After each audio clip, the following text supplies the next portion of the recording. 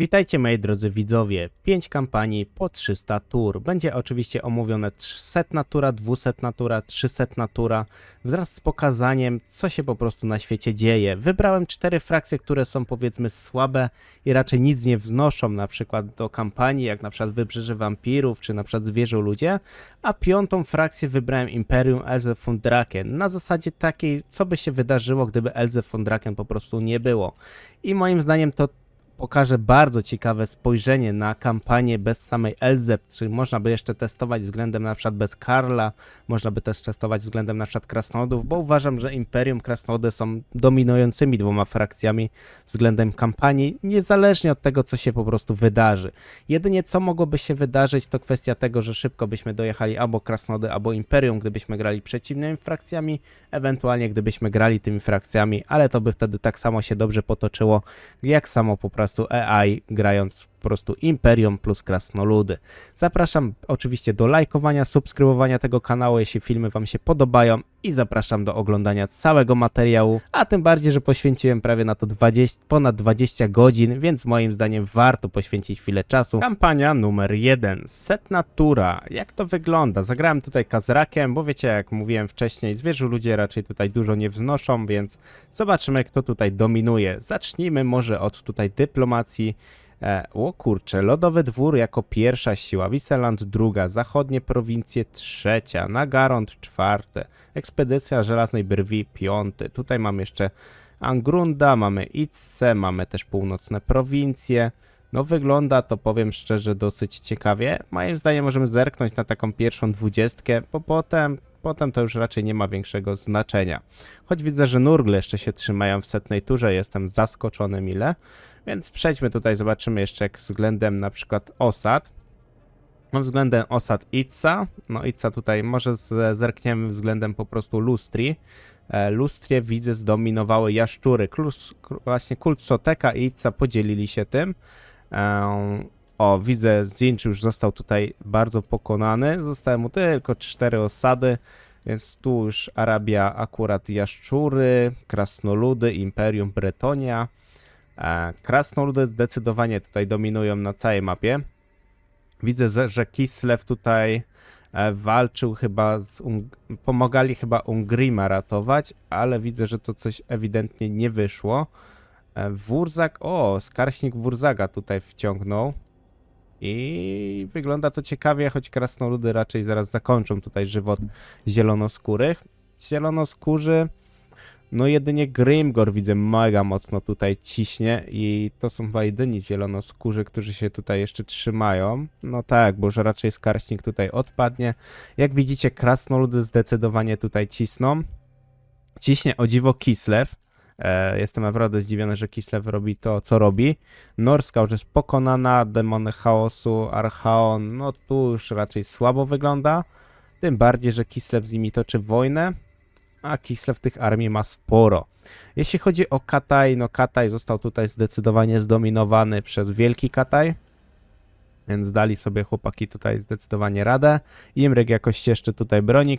Krasnoludy chaosu sądzę, że raczej przepadną w następnych turach i nie będziemy już ich widzieli. A więc powiem wam szczerze tak, jaszczury, mroczne elfy, elfy wysokiego rodu, Imperium, Kislev, no to takie powiedzmy dominujące frakcje plus oczywiście Kataj. No ale Kataj ma z tego względu prosto, że jak sobie tutaj poradzą u siebie, no to mogą dosyć dużo z tego wszystkiego wyciągnąć, osiągnąć, więc przejdźmy w takim razie dalej. Kampania numer 1, 200 tura. Jak widzimy, to tutaj widzę jest duża wojna między jaszczurami i krasnoludami, więc krasnoludy zdecydowanie odpychają jaszczury. No jaszczury nie mają szans względem walki z krasnoludami. Na Arabii jest w miarę jeszcze spokój, nie ma tutaj chyba większych bitew z tego co widzę. Możemy zerknąć jeszcze względem jak to wygląda od siły. Wisseland pierwszy, Północne Prowincje drugi, Itza, no jak zauważycie, pierwsza piątka w ogóle ma powyżej 40 osad, wygląda to dominująco. Z tego co widzimy, jeśli chodzi o frakcje, no krasnoludy tutaj bardzo dominują i Imperium, jeśli chodzi właśnie o te frakcje. Jaszczury tu mają sporo powiedzmy tych miast, bo na przykład Mazamundi, Itza, tutaj też widzę mają sporo. No Talague, ale Talague jest akurat w miarę luźno. Imperium Kulso Sigmara też jest luz. No widać, że tutaj jest wielka dominacja i zaczęła się wielka też wojna przeciwko właśnie jaszczurom. Moim zdaniem tutaj Itza ma małe szanse na przetrwanie, ale zobaczymy jak to wygląda w następnym jakby czasie.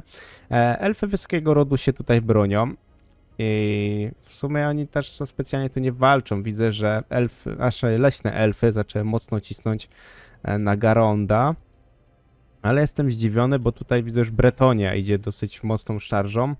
Więc Bretonia zdecydowanie pokona akurat te mroczne elfy. Jeszcze widzę, że krasnoludy tutaj są. Widzę, że Kislev, Imperium, no idą tutaj pozytywne, bardzo mocne siły i sądzę, że raczej nic nie zostanie z mrocznych elfów, choć mogę się zdziwić. No tutaj, tak jak mówiłem, Archaon zostanie pokonany, ale nie wiedziałem, że akurat Viseland go pokona. Kislev tutaj chaos też dominuje, więc chaosu jako tako już nie ma. Jeśli chodzi tutaj o Grimgora, no Grimgor jest mega mocno tutaj spychany przez Imperium, przez Kislev, no raczej chłop też nie ma w ogóle szans. Nurgle już też chyba tutaj zaczynają być dobijane i Nurgle też znikną z mapy. Jak widzicie, krasnoludy, mroczne elfy, no choć mroczne elfy tutaj akurat tą kampanię chyba przegrają, ale Kislev bardzo mocno się pocisnął. Konstanten tutaj z Carycą ładnie ogarnęli temat. I wygląda to przyzwoicie. Jeśli chodzi o Lustrię, no Lustria moim zdaniem padnie, bo jeśli jeszcze Bretonia dołączy do wojny albo Imperium na jaszczury, to zdecydowanie zostaną zmieceni z mapy. Przejdźmy w takim razie dalej. Kampania numer 1, 300 tura. Jak widzicie, Viseland tutaj ma 70 prawie osad, no krasnoludy 50, niecałe, Lodowy Dwór 50, Kataj 50. No, wygląda to dosyć grubo. Imperium tutaj ciśnie naprawdę mocno, bo dwie frakcje mają po 34, jedna ma 70, to jest 140 frakcji, plus jeszcze, znaczy 140 miast, plus jeszcze Imperium kolejne ma jakieś miasta, więc Imperium ma około 170 miast. No, jest to zdecydowanie mocny wynik. Jak na całej mapie jest 500 chyba 20, jak dobrze pamiętam.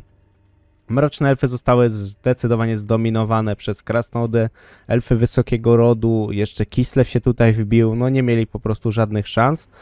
O dziwo pierwszy raz widzę, że elfy wysokiego rodu powiedzmy coś dużo podbiły nawet, ale no nie bez pomocy, no bez pomocy tak naprawdę Kislevu Imperium nic by tam nie zrobiły.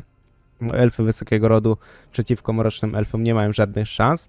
Jeśli chodzi o Lustrię, Lustria została też mega zdominowana. Jak widzicie, jest tutaj duża wycieczka do nich i wszyscy tak naprawdę idą na Itzę. No Itza nie ma w ogóle szans, nawet Baltazar Gelt się tutaj wybrał z Kataju, więc no nie mają żadnych szans. Jedynie Bretonia się zwiesiła i Bretonia nic nie zrobiła. A jeśli chodzi o Bretonię jeszcze tutaj, no Bretonia też widzę chyba z nikim nie toczy wojny. No, w sumie toczy tylko z jaszczurami, więc też nie ma za specjalnie nic ciekawego do zrobienia. No tutaj powstał bardzo duży ten sojusz, bo powstał sojusz względem krasnoludów i takich frakcji, które naprawdę są potężne. I moim zdaniem jaszczury w kolejnych 100 turach raczej by zniknęły z tej mapy. Z tego względu, że nawet elfy mogłyby się dołączyć do bitwy. Chyba że powstałaby ogromna bitwa między Imperium, krasnoludami i tak może by się tutaj mogło coś pozmieniać. Ale faktycznie wygląda to tak, jak gdzieś tam przepowiadałem.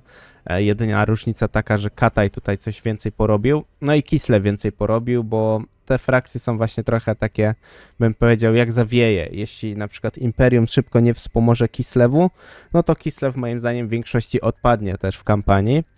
Kampanie będą, wiadomo, się różniły, zawsze jest jakaś losowość, zawsze się może coś delikatnie inaczej potoczyć, ale w większości zostaje wszystko bez jakichś większych zmian, na przykład Imperium, krasnoludy, elfy wysokiego rodu się troszkę zmieniły, ale tak to w praktyce wygląda powiedzmy podobnie. Dwie najpewniejsze rzeczy są to po prostu krasnoludy i Imperium. To są dwie najważniejsze frakcje, które się utrzymają zawsze. Niezależnie co tutaj się wydarzy, utrzymają się. Chyba że weźmiemy jakiegoś mocnego lorda, na przykład, nie wiem, Elzet von Draken albo Karla i wtedy jest duża szansa, że krasnoludy mogą nie przetrwać z tego względu, że nie będą posiadały tego sojuszu. Więc jeśli chodzi o pierwszą kampanię 300 tur, mamy tutaj omówione. Idźmy dalej do kolejnej kampanii. Kampania numer 2, setna tura. Renkland tutaj ma 39 osad, Wisseland tutaj ma też sporo osad, zachodnie prowincje również. Jak widzicie, pierwsza piątka, no to są 2 Kataje, 2 Imperium i oczywiście Nagarond, ale Nagarond ma 35 osad w setnej turze, to jest jak dla mnie, moim zdaniem, bardzo dobry dla niego wynik, więc wygląda to ciekawie. Potem mamy dwie frakcje krasnoludów, jedna, która ma mnóstwo osad, bo 26, i jedna, co ma tylko 8.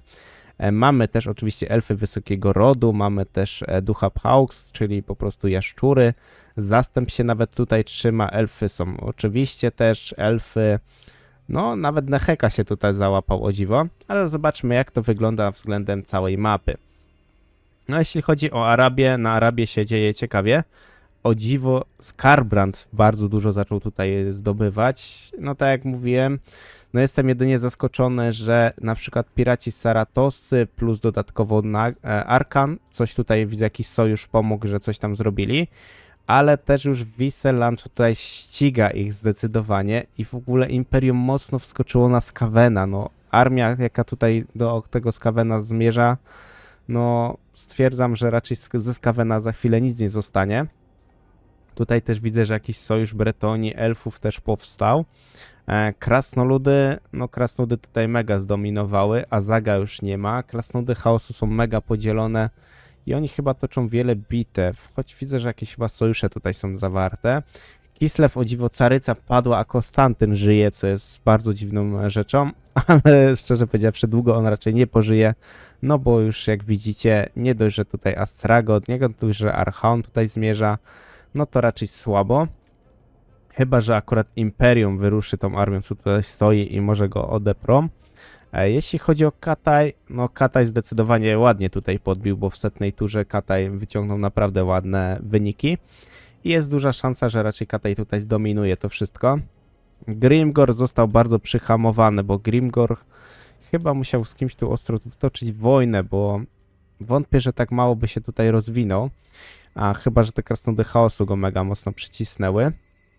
Idziemy dalej, idziemy dalej.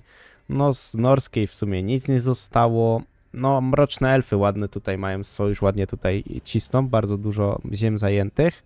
Elfy wysokiego rodu widzę, że z Mazamundim chyba walczą, dokładnie. No to tutaj elfy wysokiego rodu ciekawie. O dziwo, piraci coś tutaj zajęli na Lustri. Itza został zdecydowanie zdominowany, a piraci nawet nie mają tutaj specjalnie z nikim sojuszu, więc to jest dla mnie największym zaskoczeniem, że mimo, że nie mają ze sobą sojuszu, no to działają tutaj razem, w ramię. I o dziwo, Teslis przeżył na setnej turze, jest to moim zdaniem wyczyn godny mistrza, ale jak widzicie, no tutaj już jaszczura zostaje przepchana przez Lybarasu, no Lybarasu naprawdę szacun. Skaweni jeszcze tutaj się dosyć bronią, z tego co widzę. Jeszcze możemy sobie tutaj podejrzeć tych Skawenów. A Rictus ma 11 osad, Mors 8. No ale moim zdaniem to długo chyba tutaj nie potrwa, bo no jak krasnoludy przetrwały i mamy tutaj Angrunda, mamy tutaj Thorgrima, Ungrima, no Tworek jeszcze z dołu, no krasnoludy otoczyły tutaj Skawenów i raczej ze Skawenów wiele nie pozostanie. Przejdźmy w takim razie dalej. Kampania numer 2, 200 tura. Wydarzyło się tutaj bardzo dużo. Jak widzicie, Arabia została zajęta przez krasnoludy z dodatkiem Imperium. Tak jak mówiłem, Wisseland tutaj uderzy w Saratosę i w Arkana i raczej ich pokonają bez żadnego problemu. O dziwo, Teslis w ogóle się wbił w Lustrię. Jest to dla mnie ogromne zaskoczenie, że w ogóle Teslis jeszcze żyje i nawet posiada trochę osad, bo ma 13. Jeśli wejdziemy sobie właśnie w spis osad, Renkland no 84, Nagarond 50, Wisseland 45, zachodnie prowincje 40, Karak 40, Karak kolejne 40, kolejne tutaj mamy też 40, no krasnoludy mega mocno tutaj stoją, jedynie co Torek ma mało osad, bo ma tylko 16 i oczywiście Malakai Majkajson też ma 16. Jak to wygląda finalnie? Finalnie powiem wam tak, wygląda, że jeśli jaszczury zaczną tutaj wojnę, a wojnę zaczną, no to elfy wysokiego rodu, czy na przykład Teslis będzie tutaj wspierał ich. chyba że nie są jeszcze aż tak dobrze ze sobą zgadani, żeby się tutaj coś wspomóc. Kataj się obronił, bo tutaj było setna tura i tutaj prawie nic nie było od Kataju i Kataj się obronił i zaczął nawet podbijać, ale to pewnie nie bez pomocy, no bo gdyby tu pewnie Tetris nie przybył, no to byłoby po prostu cienko. Jeśli chodzi o mroczne elfy, no zobaczcie, co tutaj się w ogóle wydarzyło. Elfy wysokiego rodu zostały unicestwione, i to w bardzo dobrym znaczeniu tego słowa, przez mroczne elfy. Ale tutaj z prawej strony Malakai Majkajson mocno ciśnie w Malusa, a potem Malekita, więc Malekit tutaj ma jakąś armię. Może ta armia coś tutaj wspomoże, ale z tego co wiedzę, może się tak potoczyć, że jednak Bretonia, która idzie od dołu, Imperium, która też tutaj idzie, no moim zdaniem mogą iść ostro tutaj zdominować. Tym bardziej, że to jest tak naprawdę jedna frakcja negatywna przeciwko tylu pozytywnym frakcjom. Wygląda to raczej bardzo kiepsko. Grimgora, orków już tutaj nie ma. Jeśli chodzi o Wilicza, no to tutaj jest raczej los przesądzony, za dużo armii Kataju, plus jeszcze Imperium, żeby on sobie tam w ogóle poradził. Więc to się szybko raczej skończy.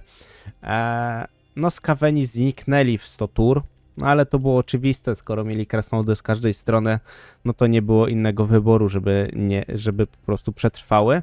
Więc jak dla mnie Imperium znowu tutaj dominuje, krasnoludy też jest mega potężną frakcją, no miacą tutaj wszystko. Kataj o dziwo tutaj dzięki Baltazarowi i wsparciu chyba też pozostałego Imperium Krasnoludów też sobie znakomicie radzą, więc wygląda to ciekawie, ale z drugiej strony wygląda to krytycznie, bo królowie grobowców na przykład nie przetrwali do 200 tur, jedynie jeszcze tutaj Neheka przetrwał, ale to tylko z tego względu, że on jest bardzo taki neutralny, jest na takich ziemiach bardzo neutralnych. Jeśli kult rozkoszy go nie dojedzie, no to on ma po prostu szansę przetrwać. Moi drodzy, kampania numer 2 i 300 tura.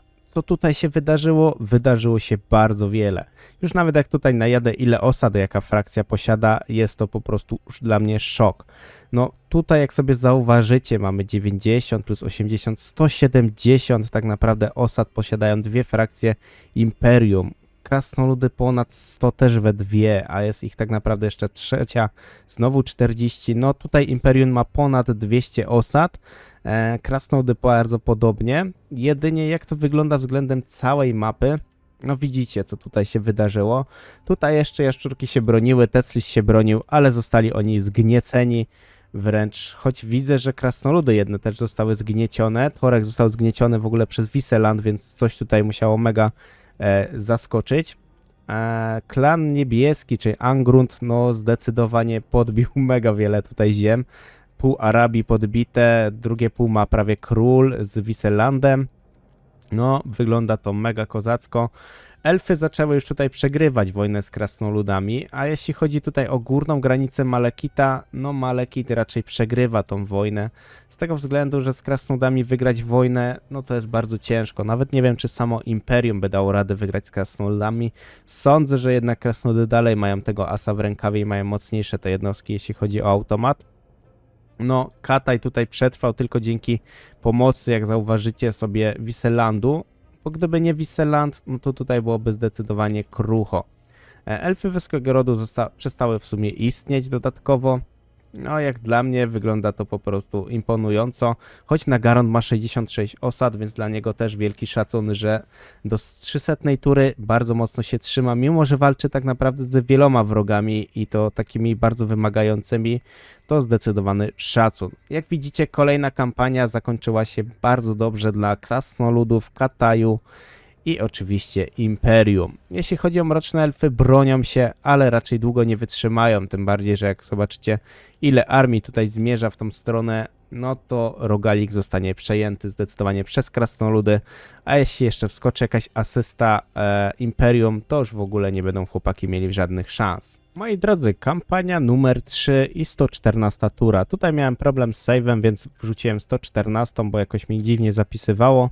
I tutaj mamy pierwszą siłę najsilniejszą, to są północne prowincje, 42 osady aż. I co jest dziwnego, w setnej turze, w 114 turze Archaon Wszechwybraniec zaczął tutaj Village'a cisnąć i przez to Village w ogóle nie miał szans, bo no Kataj plus Archaon no zdecydowanie go tam przycisnęli. Nagarond Kult Rozkoszy, pierwsza oczywiście trójka.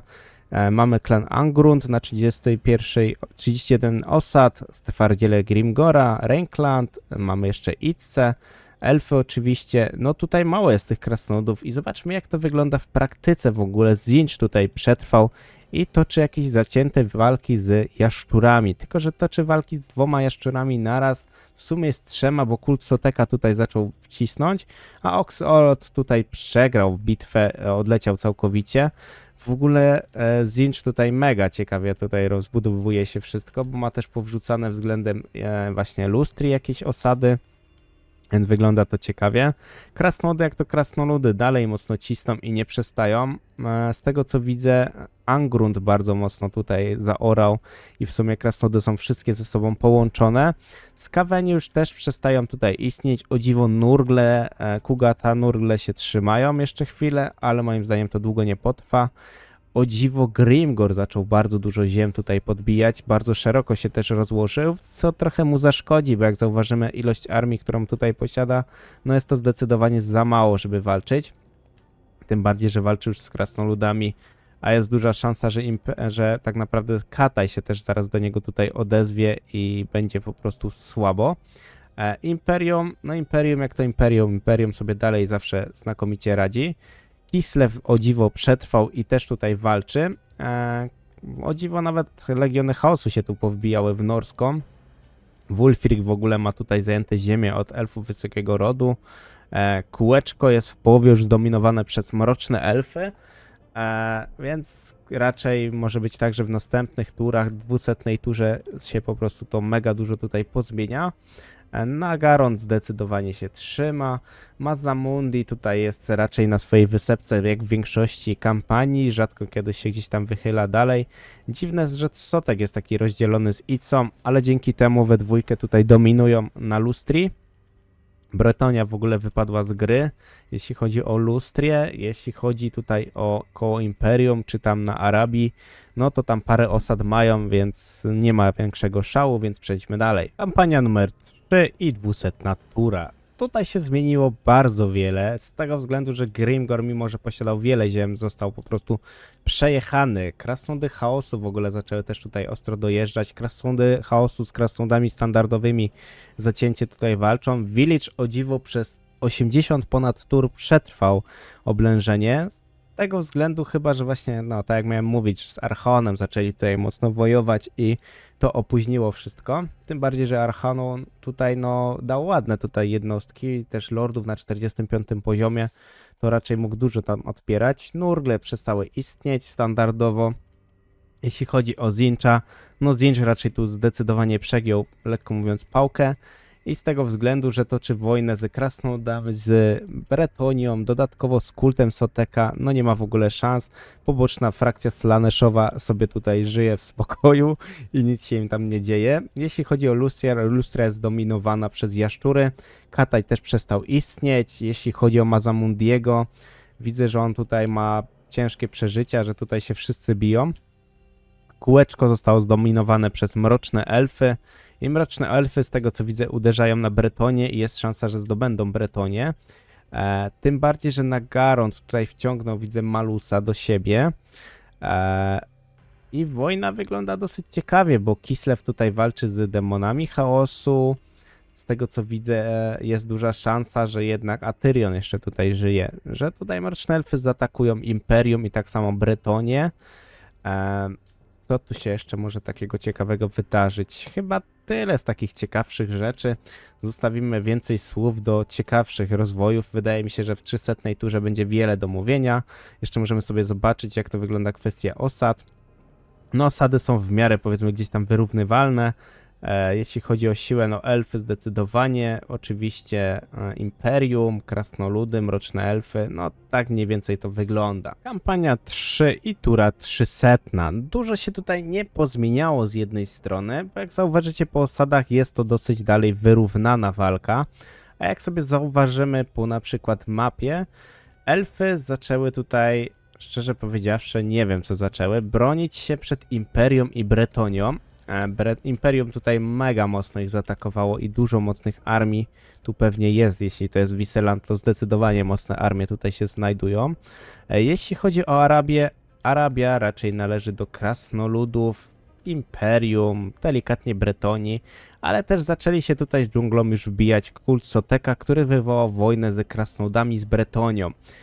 Moim zdaniem raczej długo to nie przetrwają, bo jak się Viseland jeszcze tutaj dołączy do wojny, a patrząc po tych armiach, co tutaj idą, na pewno tak będzie, no to zdecydowanie kult Soteka zostanie stąd wypchany. O dziwo Itza plus kult Soteka mega mocno dominują Lustrię, więc mogliby się tutaj bronić bardzo długo. Jeśli chodzi o mroczne elfy trzymają się dobrze. Mroczne elfy możliwe, że będą mieć sojusz z Nagarondem i będą coś tutaj więcej starali się zrobić.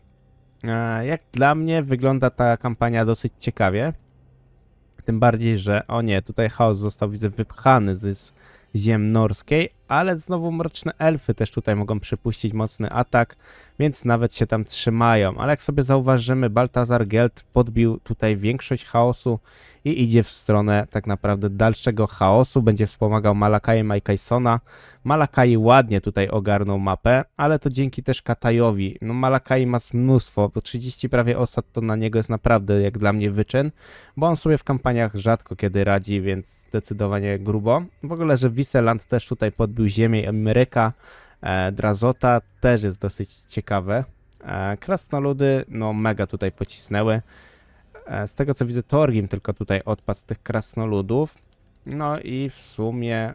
Aha, no tak, Angrund tutaj odpadł, bo Angrund wypowiedział widocznie wojnę też Viselandowi. No i nie miał szans po prostu przetrwać. Kampania bardzo ciekawa, ale dalej, jak sobie zauważycie, Imperium, Krasnoludy, Kataj, zdecydowanie taka topówka. Mroczne elfy oczywiście tak samo i jaszczury się dużo tutaj utrzymują z tego względu, że jeszcze nie mam aż takiej grubej, otwartej wojny ze wszystkimi, a jak już do tego dojdzie, to już będzie z nimi raczej słabo. Kampania numer 4 i setna tura. Viseland i Nuln jako top 1. Tutaj mamy Hexoalt, mamy Nagarond, Jeverse, Clan Pestilence. No, wygląda to ciekawie, że Skaweni w ogóle są w pierwszej piątce, tym bardziej na setnej turze, gdzie wygląda dosyć to przeważnie mimrawo u nich. O dziwo, Khemri ma 30 osad. Khemri nie wiem, co tutaj odwaliło, że dało radę pokonać tak naprawdę Bretonię, ale to też może wynikać z tego, że mają dobre w miarę układy z krasnoludami, ale te układy tutaj zaczynają tak naprawdę spadać. I krasnoludy zdecydowanie skupiły się właśnie na Krogu, na Lybarasu i dlatego też się tak wydarzyło. Viseland w ogóle się zapuścił bardzo mocno w Arabię i z tego co widzę, no ładnie tutaj pokonali wszystko. Imryk o dziwo ma jakieś osady i to bym powiedział, że nawet nie mało, bo Imryk ma 17 osad. Imryk rzadko kiedy przeżyje, z tego względu, że dojadą go Skaweni, dojadą go krasnoludy chaosu i raczej z Imryka wiele pożytku nie ma. Krasnoludy są troszkę w rozsypce, ale mimo wszystko w sumie wszystkie chyba prawie krasnoludy, plus oczywiście Grom Brindala żyją. Choć wybaczcie, jednak nie, bo tutaj widzę krasnoludy chaosu, dojechały Malakai i Majkajsona i chaos zaczyna się delikatnie tutaj wylewać, walczy też z Imperium. Kislev zaczął, no Kislewu już w sumie nie ma, jest taki bardzo mocny sojusz norskiej z właśnie Archaonem i jest duża szansa, że coś tutaj zdziałają więcej. Krasnoludy zwykłe są też mega atakowane przez krasnoludy chaosu, co dla nich jest trochę słabe, ale o dziwo Grimgor został wypchany przez zwiastuna burzy, przez Kholeka, to jest dla mnie wielkie zaskoczenie. Zatan czarny z Kaweni, dodatkowo jeszcze Village, tutaj starają się coś zrobić z Katajem, więc fajnie, że Kataj ma w końcu jakieś większe problemy. Choć jak wrzuciłem pierwszy filmik 400 tur, to jak dobrze pamiętam, Kataj miał większe problemy zdecydowanie. Jeśli chodzi o Zincha, no z Zincha raczej tutaj za wiele nie ma. Tu o dziwo w ogóle Malagor się coś tutaj bawi, więc wygląda to ciekawie. Teclis raczej przegra. No Skaweni pokonali tutaj większość, widzę Jaszczur i Bretonia też mega mocno tutaj walczy. Tylko że Bretonia w sumie na razie z nikim nie walczy, raczej tutaj jakieś transakcje pokojowe są. Mroczne elfy mega tutaj pocisnęły elfy wysokiego rodu. Jest duża szansa, choć muszę przyznać, że kult rozkoszy zaczął tutaj się rozpadać i to z tego względu, że jaszczury plus elfy wysokiego rodu dogadały się i zaczynali cisnąć Morathi, więc jest duża szansa, że w 200 turze i Nagaron będzie miał większe problemy, ale to zobaczymy, jak to będzie wyglądało. Imperium dalej sobie dobrze trzyma, krasnoludy się dobrze trzymają, Khemri awansowało, że w końcu coś zaczęli robić, Bretonia też coś tam się w miarę utrzymuje, więc wygląda ten scenariusz bardzo ciekawie. Kampania numer 4, 200 tura, w której zmieniło się naprawdę wiele. Jak sobie zerkniemy po osadach, zachodnie prowincje, mamy tutaj Imperium, Khemri, krasnoludy oczywiście, mamy jeszcze jaszczury, ale Horda Dekadencji, 23 osady, wygląda to ambitnie. Na przykład mamy Bretonię, która dalej się utrzymuje, a zobaczmy to po mapie, bo po mapie widać to oczywiście najlepiej. Tutaj akurat Morathi wcześniej miała walkę właśnie z elfami i z jaszczurą. I tak jak stwierdziłem, no raczej przegra tą bitwę i faktycznie się tak zdarzyło. I mówiłem, że Nagaron będzie miał problemy. I ma zdecydowanie duże problemy, bo Nagaron, szczerze powiedziawszy, przestanie zaraz istnieć. Jak widzicie, ile jaszczurek się tutaj też do niego wlało. Tak samo ile elfów się wlało. Elfy widzę dostały mega łomot, więc całe armie Nagaronda pewnie ruszyły akurat na elfy. Ale też Horda Dekadencji tutaj wspiera na tak naprawdę Malekita, więc jest szansa, że jeszcze coś tam postarałem się odeprzeć. Jeśli chodzi o konkretne tutaj jeszcze zachowania, jeśli chodzi o krasnoludy, krasnoludy zaczęły tutaj ogromną bitwę, ogromną wojnę. Grimgor jest tak naprawdę już niczym, więc Grimgora raczej więcej pożytku nie będzie. O dziwo, krasnolud chaosu Drazot zaczął cisnąć Imryka i zaczął dużo tutaj ziem zdobywać i walczy też z krasnoludami standardowymi. Ale też tutaj będzie problem z tego względu, że Baltazar Geld raczej wspomoże standardowe krasnoludy, czy tam Kataj również i będzie problem. Jeśli chodzi o Kataj, mówiłem, że wcześniej mieli problemy, mieli delikatne problemy, ale jak widzę, one zostały zażegnane i już armie są na murach i już atakują tak naprawdę chaos, a z tej strony już chaos nawet pokonali, więc raczej z Kolka, który tutaj mega dużo miał zajęte, nic z niego nie zostało po prostu. Idziemy dalej. No, Horda Dekadencji mocno się trzyma, ale też Horda Dekadencji będzie mieć problem z tego względu, że z tego co widzę, toczą tutaj wojnę z Imperium, toczą też pewnie wojnę z Bretonią, więc będzie raczej słabo to wyglądało. Kolejne 100 tur dużo tutaj wyjaśni. Skaweni zostali w ogóle pokonani w Lustrii dzięki tak naprawdę połączeniu sił Icy, tak samo Bretonii i tak samo Wielkiego Kataju. No te frakcje zdecydowanie ich tutaj przecisnęły. Pestilence musiał uciec na ziemię Zincha. Zinch stara się tu coś bronić, ale czy to mu na dobre wyjdzie? Raczej mała szansa, z tego względu, że krasnoludy już tutaj zbierają wiele armii. Tylko że krasnoludy z Khemri zaczęły też walczyć z Wiselandem na Arabii i zaczęli wypychać wręcz Wiseland stąd. Tylko jest jeden mały tak naprawdę problem, że krasnoludy są podzielone. Jedne krasnoludy trzymają na przykład z Khemri, drugie krasnoludy trzymają z Imperium. I wygląda to nieciekawie. Imperium plus krasnoludy zdecydowanie raczej poradzą sobie z krasnodami plus Khemri, więc wygląda to po prostu następująco. Kampania numer 4, 300 tura. Jeśli chodzi o Nagaronda, jeszcze się tutaj trzyma, ale to tylko dzięki właśnie Hordzie Dekadencji. Jak widzicie, nawet sam książę Sigvald wspaniały tutaj przybył go bronić, ale widzę, że elfy tutaj nie ustępują i mają większą raczej przewagę. Choć Nagarond ma w jednym miejscu zbugowaną jakąś armię i jest szansa, że jeszcze coś tutaj ogarną. Jeśli chodzi o Lustrię, w Lustrii wiele się nie zmieniło. Wcześniej po prostu wypchali Skavena i Skavena po prostu pokonali. Nie mają wojny otwartej właśnie z Zinchem, więc też się wiele tutaj nie pozmieniało. Zinch broni się i walczy z krasnoludami i no tylko w sumie z krasnoludami. Jeśli chodzi o Wiseland, no przez 100 tur stracili tylko jedno miasto na Arabii, a jedynie co to porozpadały się tutaj armie. Tylko też się zmieniło z tego względu, że właśnie Bretonia zaczęła atakować Khemri i wspomogli tutaj wszystko, więc tak naprawdę w następnych 100 turach raczej Khemri przestanie istnieć, no bo Khemri się nie obroni tak naprawdę sama przeciwko Bretonii, dodatkowo jeszcze krasnoludom, Wiselandowi. No i też widzę, że powstała duża uraza Thorgrima względem Torka i zaczęli się tutaj ostro naparzać, z czego jak widzę niestety Thorgrim wygrywa tą bitwę, a Thorgrim też wyruszył bardzo dużą ilością armii w jego stronę i też odparli tutaj przeciwnika. Jeśli chodzi o akurat krasnoludy chaosu, zostały tutaj pokonane Imryk zdobył z powrotem parę swoich ziem, też wspomogło, widzę, Imperium ich pewnie w tej walce, więc dlatego też zdążył przetrwać. Jeśli chodzi o chaos, no chaos został tutaj pokonany przez Imperium, znowu przez Baltazara Gelta, znowu tutaj uratował im tyłek. Jak widzicie, tutaj Imperium mega mocno ciśnie i Horda Dekadencji już w połowie straciła swoje ziemię i są tak naprawdę na malutkim skrawku na mapie i jedynie tam mogą się coś więcej bronić, ale jak będą tak naprawdę atakować ich z każdej strony elfy wysokiego rodu, Imperium, Bretonia, krasnoludy jeszcze do tego dołączą, no to zdecydowanie negatywne frakcje nie mają żadnych szans. Tak wygląda kampania numer 4.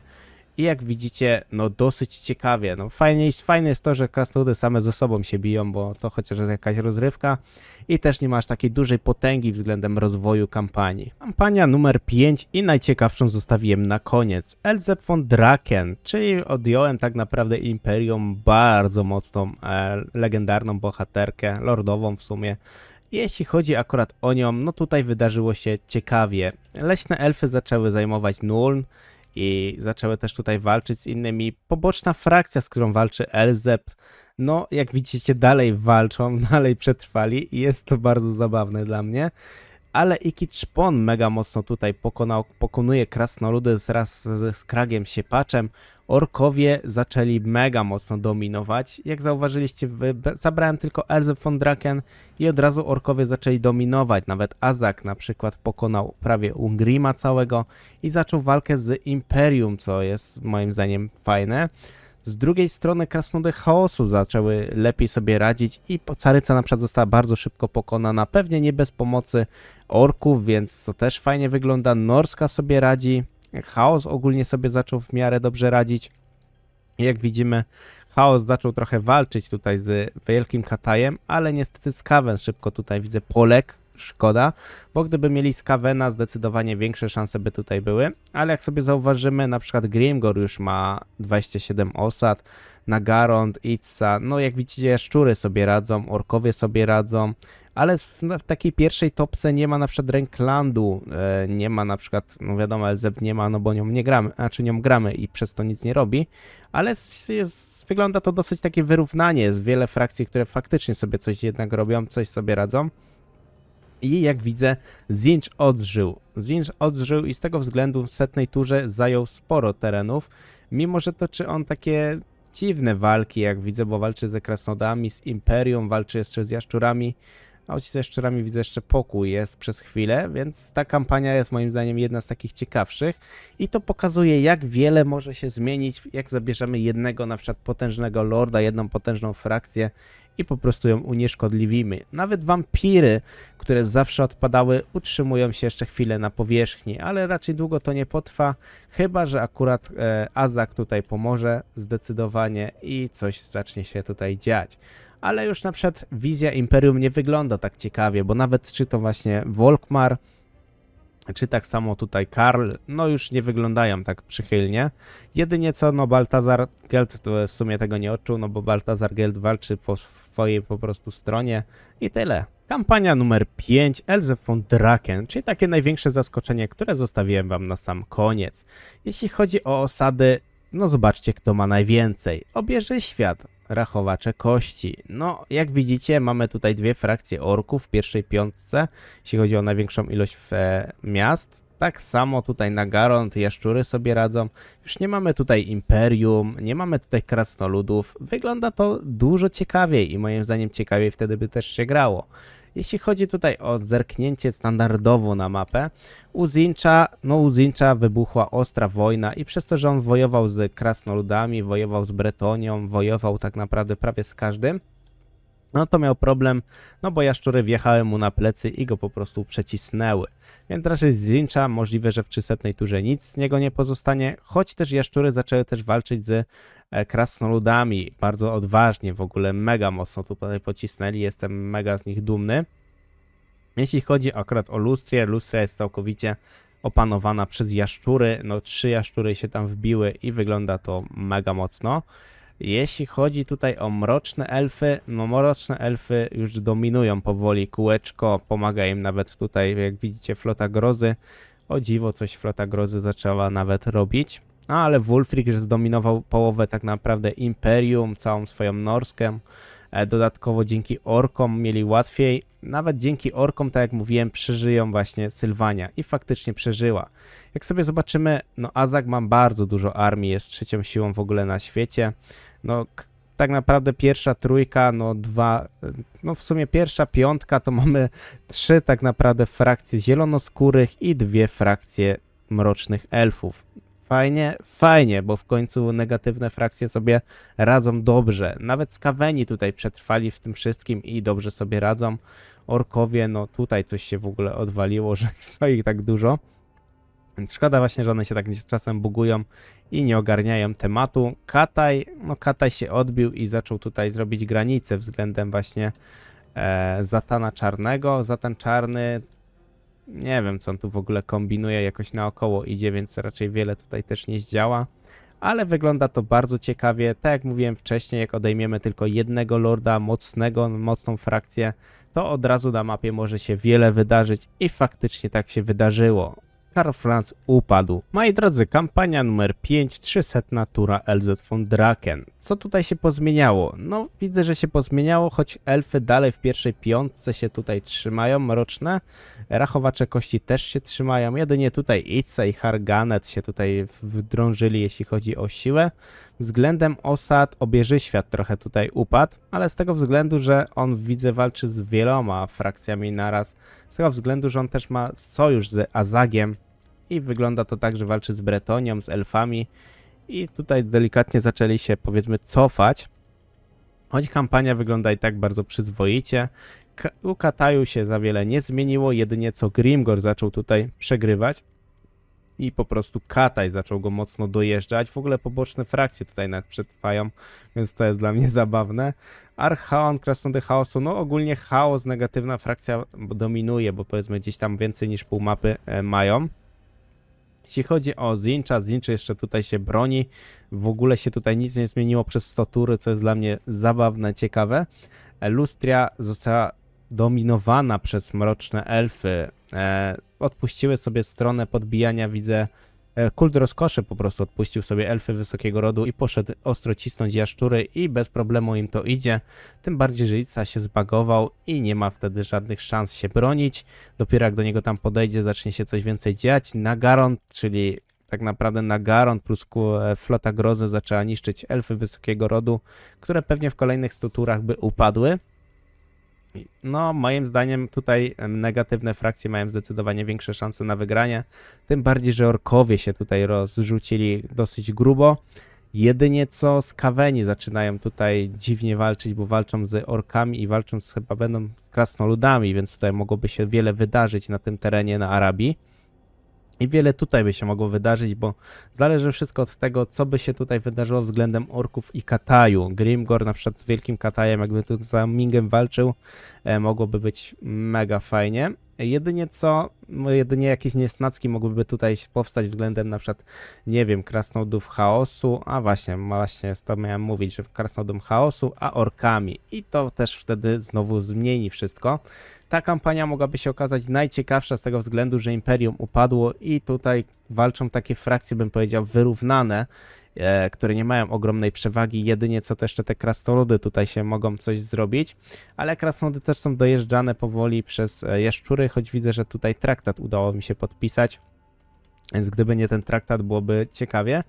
Ale jeszcze jakby kult rozkoszy zajął w ogóle Lustrię całą, no to mając po całej długości w sumie mroczne elfy, no miałyby dużo polo do popisu, miałyby też większe szanse się porozrzucać, a tym bardziej, że oni mają tych ark sporo, wyglądałoby to znakomicie. To już koniec oczywiście wszystkich tutaj omówionych tur. No mieliśmy tak naprawdę 5 kampanii, omówione tura 100, 200, 300, więc tak naprawdę 15 omówień. Moim zdaniem wystarczająco. Wiele tutaj się okazało. Okazało się tyle, że gdyby nie było Elzept, no kampania wygląda całkowicie inaczej. Można by to jeszcze potestować w wielu wariantach, ale to już pozostawię po prostu wam. Jeśli wam się podobało, zostawcie lajka, zostawcie suba i do następnego. Cześć, cześć, cześć!